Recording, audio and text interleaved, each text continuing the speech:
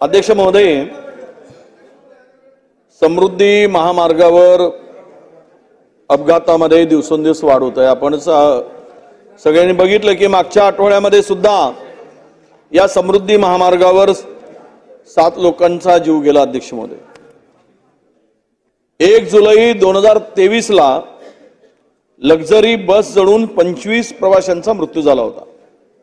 अध्यक्ष महोदय, या 1 जुलै 24 रोजी आता 1 वर्ष पूर्ण झालेला आहे। त्यावेळेस मुख्यमंत्री महोदयांनी या कुटुंबाला प्रत्येकी 25 लाख रुपये देण्याची घोषणा केली होती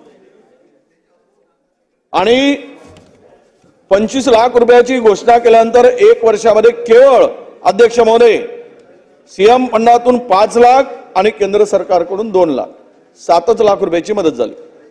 हे सर्व तरुण होते, तिकडे पुण्याला जायला निघाले होते। ते कुटुंबातील प्रमुख त्या ठिकाणी सगळे नोकरीला होते, कुटुंबाचा आधार होते, कुटुंबाच्या साठी त्या नोकरी करून त्या अनेकांना विधवा स्त्रिया आहेत त्या तर अनेक निराधार झाले, त्यांना दुसऱ्याकडे काम करावं लागतं आहे। खूप मोठी व्यथा या कुटुंबाची आहे।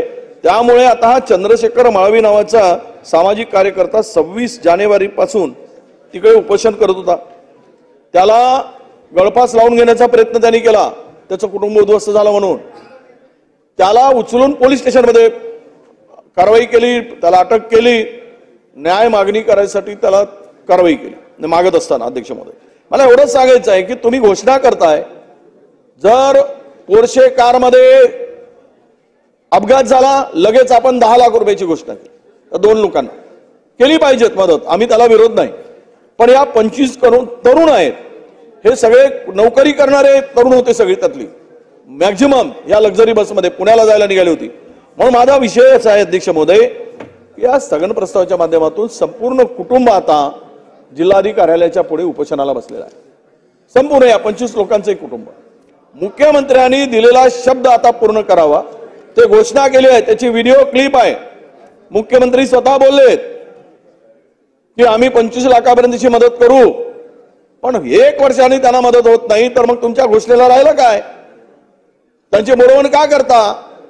म्हणून मला आपल्या माध्यमातून हा स्थगन देत असताना मुख्यमंत्री या राज्याचे प्रमुख आहेत, त्यांच्यावर त्यांनी बोललेला शब्द हा अंतिम असतो आणि म्हणून त्या पदाचा सन्मान ठेवून किमान आपण त्यांना सांगावं।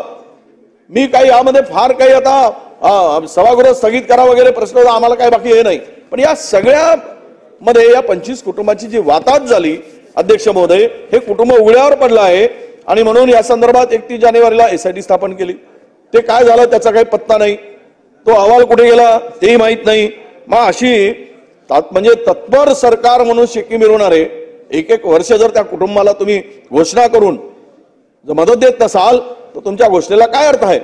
म्हणून माननीय मुख्यमंत्री महोदयांना आणि वित्तमंत्री महोदय आहेत ते जरा तपासून घ्या आणि या कुटुंबांना 25 लाख रुपयाची मदत जी घोषणा केली ती तात्काळ द्यावी अशी विनंती आपल्या माध्यमातून मी सरकारला करतो। अध्यक्ष महोदय, नाही स्थगन आहे।